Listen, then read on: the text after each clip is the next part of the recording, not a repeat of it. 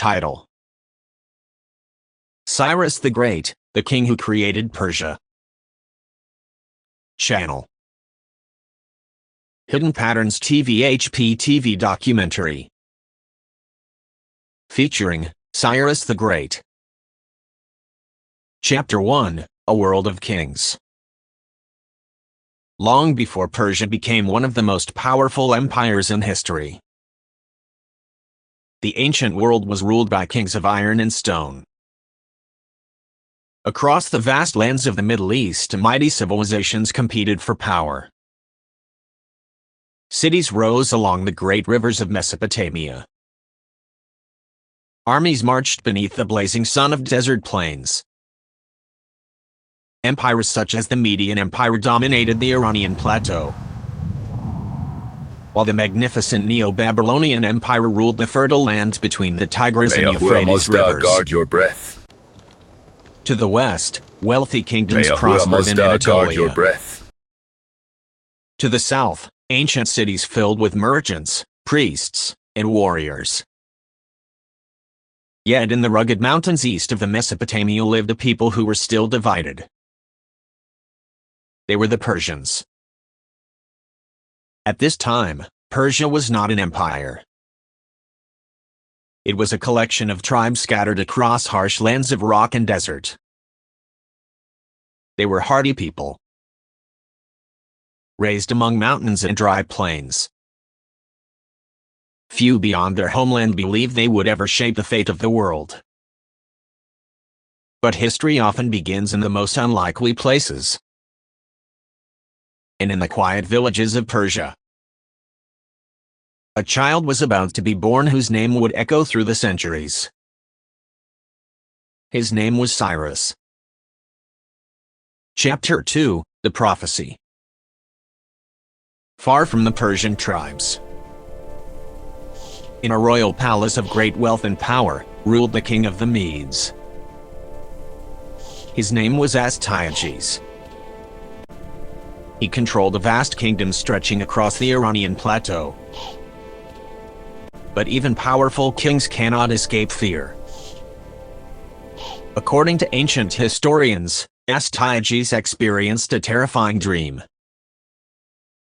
In this vision, he saw a vine growing from the womb of his daughter. The vine spread across the land, covering all of Asia. Court magicians and priests were summoned. The prophecy is clear, my king. Their interpretation was chilling. Will bring your going above. The child of the king's daughter would grow up to overthrow him. The child will bring your going above. Determined to prevent this fate, Astyages made a ruthless decision. The child will bring your going above. When the baby was born, he ordered that the child be killed. The task was given to a trusted nobleman, a man named Harpagus. But Harpagus could not bring himself to murder the infant. Instead, he secretly gave the baby to a shepherd living in the mountains. The shepherd and his wife raised the child as their own. The boy grew up among ordinary villagers, unaware of his royal blood. Yet, even in childhood, he displayed remarkable leadership. Other children obeyed him. He organized games like military drills. It was as though destiny itself was guiding his path. The child who was meant to die in secret was growing into a future king. Chapter 3: The Rise of Cyrus. As the years passed, the boy named Cyrus grew into a strong and confident young man. His intelligence and courage set him apart from those around him. Eventually, the truth of his identity was discovered. Cyrus was not a shepherd's son. He was the grandson of King Astyages.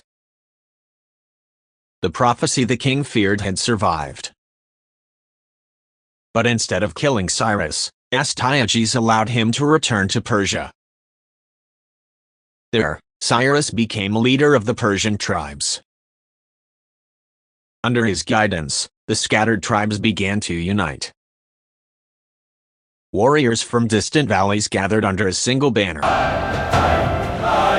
Soon, Cyrus was ready to challenge the power that once tried to destroy him.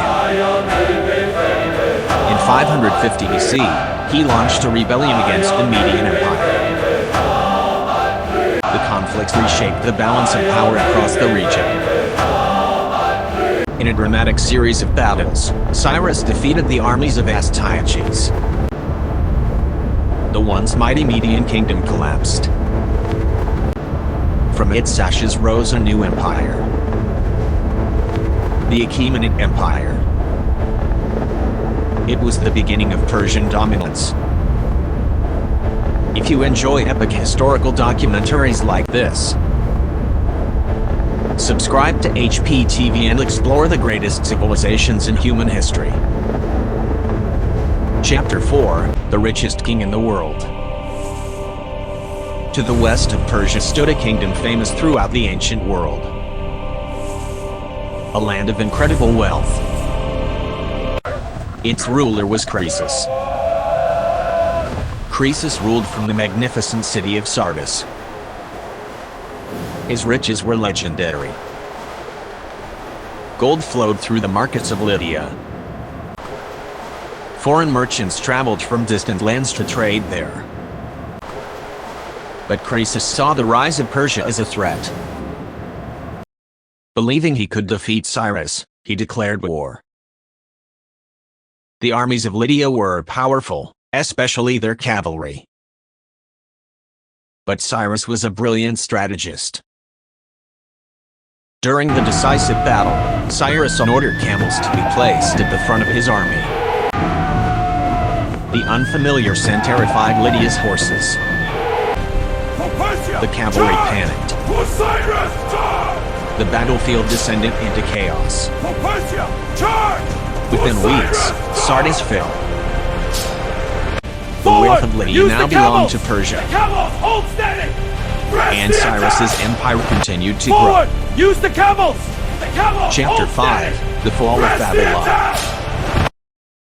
Now Cyrus turned his attention toward the greatest city in the ancient world. The legendary city of Babylon. Babylon was considered impossible to conquer.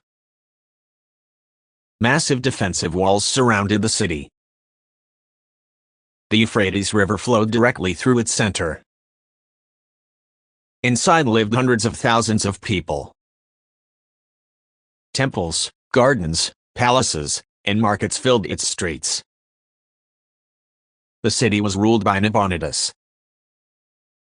Confident in Babylon's defenses, he believed no army could breach the walls. But Cyrus was patient. Instead of launching a direct assault, he studied the city. He noticed that the Euphrates River passed beneath the walls through large gates. His engineers began a daring project. They diverted the flow of the river into nearby canals. Gradually, the water level inside Babylon dropped.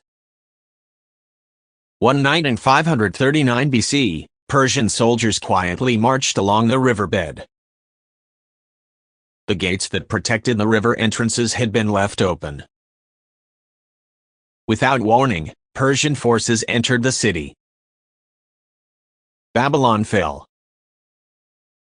And Cyrus became ruler of the richest kingdom on earth.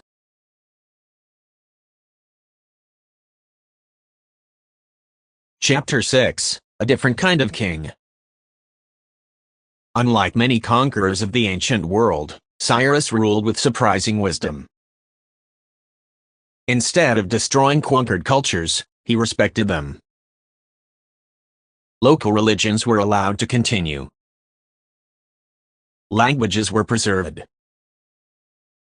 Cities were rebuilt rather than burned. His policies were recorded on an artifact known as the Cyrus cylinder. This clay cylinder describes how Cyrus restored temples and allowed displaced people to return to their homes. Many historians consider it one of the earliest declarations of human rights. To many people across the empire, Cyrus was not just a conqueror. He was a liberator.